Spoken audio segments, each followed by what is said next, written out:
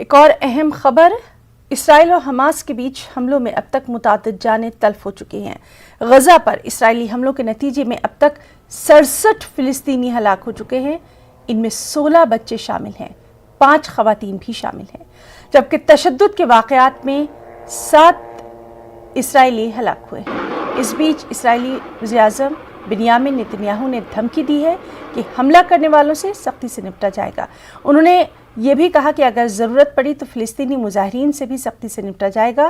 تازہ تشدد کے درمیان اسرائیل کے کئی شہروں سے بھی تشدد کے واقعات کی خبریں مل رہی ہیں۔ اسرائیل کے شہر لد میں شدید کشیدگی پائی جاتی ہے۔ لد میں عرب اسرائیلی باشندوں کی اکثریت ہے۔ اسرائیلی شدت پسندوں نے لد میں عرب شہریوں پر حملے کیے ہیں، کئی گاڑیوں کو نذر آتش کر دیا ہے۔ اس کے بعد صورتحال کو قابو میں لانے کے لیے ایمرجنسی نافذ کر دی گئی ہے۔